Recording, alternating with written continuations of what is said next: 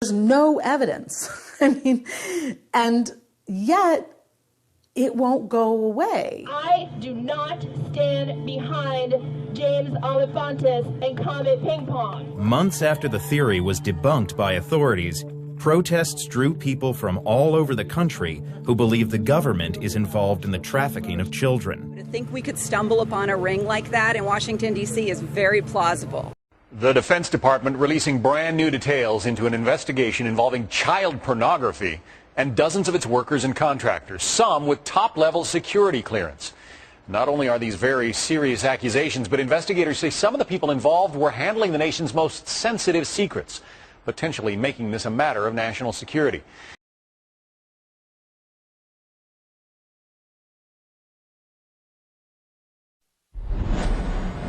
Keeping them honest tonight, potentially hundreds of military employees and contractors who may have bought child pornography online but haven't been prosecuted or even in some cases investigated.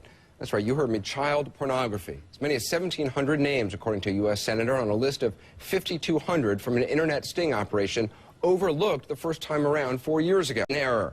But Senator Grassley says he is still not getting the cooperation he needs from the Pentagon. I spoke to him earlier.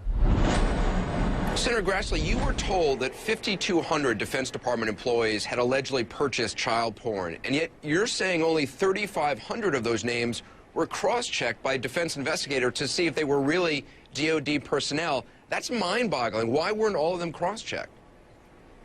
Well, we don't.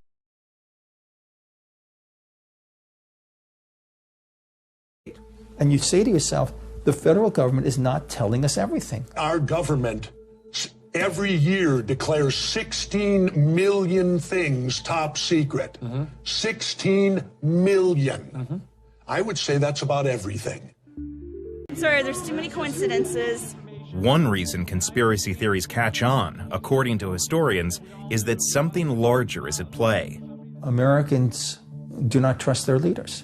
I think that Americans do not trust the basic institutions that govern us, whether they're corporations, universities, the judiciary. And that trust has been eroding for decades. In 1964, when the Warren Report was released, 77% of Americans said they trusted the government to do what's right. Today, that number has plummeted to 20%. If you don't believe that these authorities have your best interests at heart, if you can't believe that these authorities are telling you the truth, you're still searching for answers.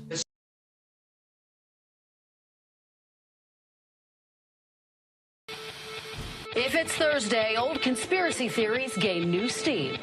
You know, I love great conspiracy theories, and these are better than a lot of them. Today, conspiracy theories are headline news.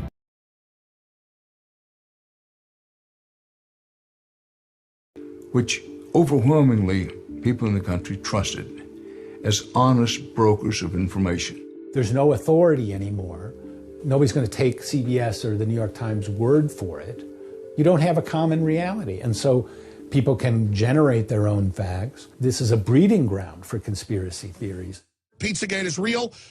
The question is, how real is it? What is it? Something's going on. Something's being covered up. It needs to be investigated. Toward the end of 2016, conspiracy theorists honed in on leaked Clinton campaign emails that referred to a Washington, D.C. pizza joint. I got a call from a reporter with the Washington City paper asking if I had heard about this kind of bubbling conspiracy theory that was on chat rooms.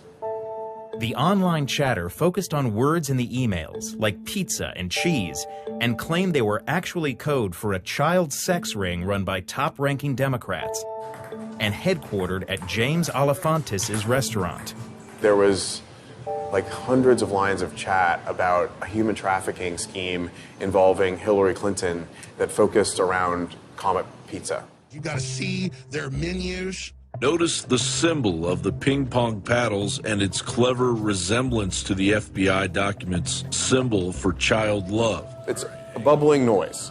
But then once this bubbling noise becomes broadcast on a megaphone to millions and millions of viewers, it really becomes a dangerous situation. An alarming and bizarre incident in the nation's capital after a man opened fire at a popular pizzeria. Court documents say Welch read online that the Comet restaurant was harboring child sex slaves. And it was completely surreal. I mean, I'm so thankful that no one was hurt. The story of Comet Pizza can only be described as an outlandish theory. There are no facts. There is absolutely no evidence. There's no photographic evidence. There's no written evidence.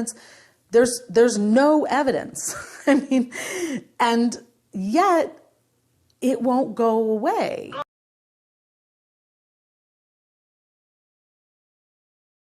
It became a major story weeks ago when an armed man decided to investigate a D.C. area pizza place for himself. This man right here, he carried a rifle into a pizza parlor and then fired it at the floor. Media is telling you the entire story is a hoax or fake news. But what does that even mean? I spent the last month investigating. So what exactly is Pizzagate? And are there any actual facts to support this story? I've got to warn you, what we're going to talk about tonight will be disturbing to some people. But this is a reality check you won't see anywhere else. Pizzagate actually comes from the WikiLeaks release of hacked emails from Clinton campaign chairman John Podesta. In all, WikiLeaks dumped around 50,000 email messages, and it was from those emails that the claims that John Podesta may be part of a child sex trafficking ring come from.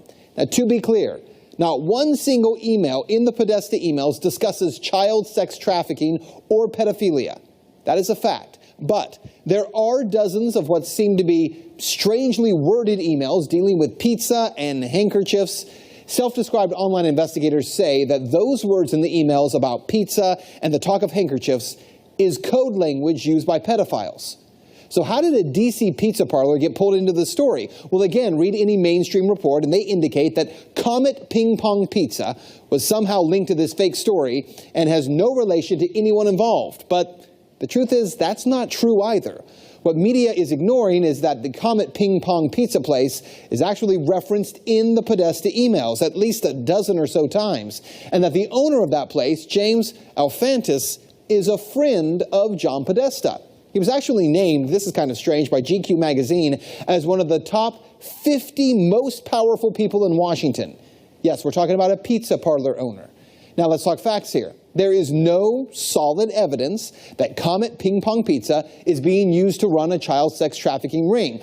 But there are some very strange connections between Comet Ping Pong Pizza and a second pizza place 2 doors over, Besta Pizza, and the accusations of pedophilia. Now, this is where things start to get strange when you research this story. Now, to begin, I need to show you a 2007 unclassified FBI document. That document, according to the FBI, contains commonly used symbols by pedophiles to express their preference in children. I want you to see these images here. These are the images. Notice this one on the end, the triangle. That image signifies something called boy love. The pizza place next door to Comet Ping Pong Pizza, Besta Pizza, well, this was their logo until only a few weeks ago. Clearly, you can see that the Besta logo actually contains the same image, I'm going to show you again, as that boy lover image. Interestingly, after Pizzagate investigators pointed this out, Besta Pizza changed their logo, and there it is now. They've removed the triangle. Also, Comet Ping Pong, owned by Alfantis, is the place where a number of performance artists perform regularly. 2 of the groups that perform there, who you can see advertised, by the way, on this Comet Ping Pong poster, include a group called Heavy Breathing and another group called Sex Stains. Well, if you check out the YouTube videos by these bands, Heavy Breathing has songs that do joke about pedophilia, and the band Sex Stains has a video that includes, and you see it right there, that same boy lover symbol. It's nearly identical to the one that the FBI does say is a pedophile code symbol for boy love. As I said, there are some strange things there. As for the owner of the pizza place, James Alfantis, well, he was one time in a relationship with David Brock, who ran Media Matters for America. Well, since Pizzagate began to blow up online, he has made his Instagram profile, Jimmy Comet, private. But an archived search of Instagram reveals a number of strange photographs and words with strange and disturbing images associated with them. Look, to the point where we can't show you those pictures.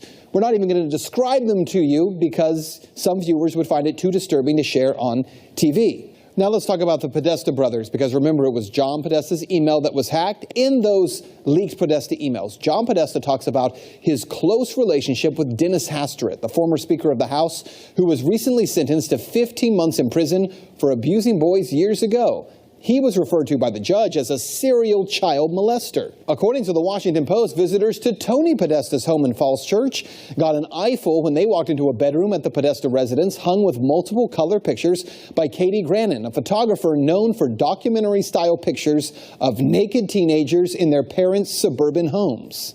And to be clear, that just begins to scratch the surface of how strange some of this stuff is. And bear in mind, we can't get into a lot of the real details of it because of the limits on broadcasting this on television. But it is some very strange stuff.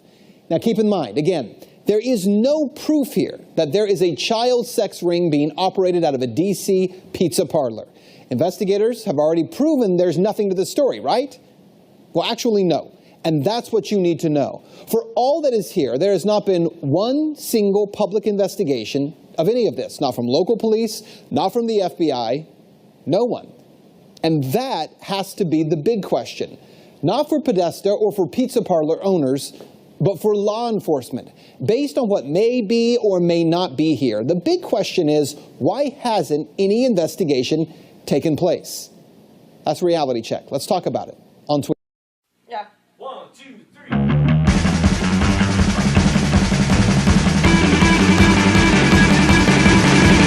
Ben, I have to ask you, because it's been a while since we talked, even though we used to work together. You caught a lot of media attention for your coverage of the Pizzagate saga when you were working at CBS Atlanta. Critics say you gave unnecessary airtime to an unsubstantiated story. Do you regret your decision to file that report?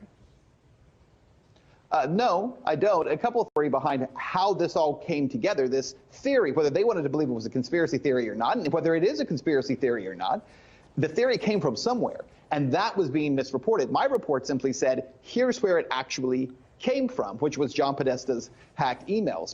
But no one's really interested in the facts behind that. They're interested in not what it actually was. The theory was that language was being used to code behavior. That's what it really was originally about. Again, I'm not here to defend this. I don't even necessarily believe this. But I do believe that people have a right to question those who are in power. And the Epstein case is a great example where we know that there are people who are in power who have been involved in this kind of behavior. Jeffrey Epstein. House Minority Leader Kevin McCarthy says he wants answers after video leaked of ABC News' Amy Robach claiming the network would not run her story on convicted pedophile Jeffrey Epstein. First of all, I was told, who's Jeffrey Epstein? No one knows who that is. This is a stupid story. Then the palace found out that we had her whole allegations about Prince Andrew and threatened us a million different ways. We were so afraid we wouldn't be able to interview Kate and Will that also quashed the story. The Monday morning headlines say it all. Prince Andrew's attempt to explain his friendship with accused sex trafficker Jeffrey Epstein backfiring. You've been on his private plane. Yes. You've been to stay on his private island. Yes. You've stayed at his home in Palm Beach. Yes. The Duke of York generating a new wave of questions in what has become a sea of speculation surrounding his ties to Epstein.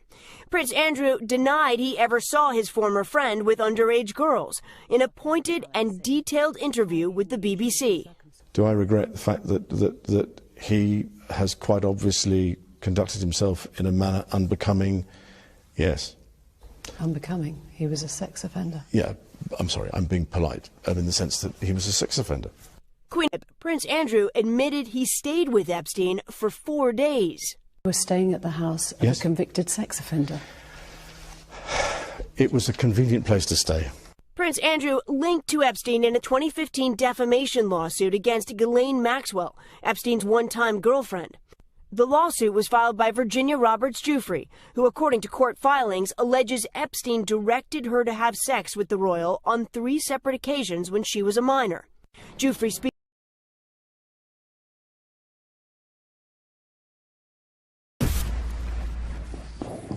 Would you raise your hand, please? Do you solemnly swear the testimony you're about to give in the matter now pending shall be the truth? A shocking new report from the New York Times sheds light on the connection between Microsoft founder Bill Gates and the late Jeffrey Epstein. You report these two men met at least 6 times. Well, I believe there were more. This included visits to the mansion, seeing each other in Seattle, flying on Epstein's plane. When flight logs revealed that Gates had been a passenger on the Lolita Express, he claimed that he didn't know that the private jet belonged to Epstein. He also denied that he and Mr. Epstein were involved in any business deals. However, an expose by the New York Times revealed that not only did Bill Gates initiate a relationship with Jeffrey Epstein well after he was convicted of sex crimes, but the two were also involved in the process of co-founding a multi-billion-dollar charitable fund. Why would they ever set up a charitable trust benefiting Jeffrey Epstein? That it was all about philanthropy, that Bill Gates just wanted to find new sources of money. Why would one of the richest men in the world choose to partner with the world's most notorious pedophile?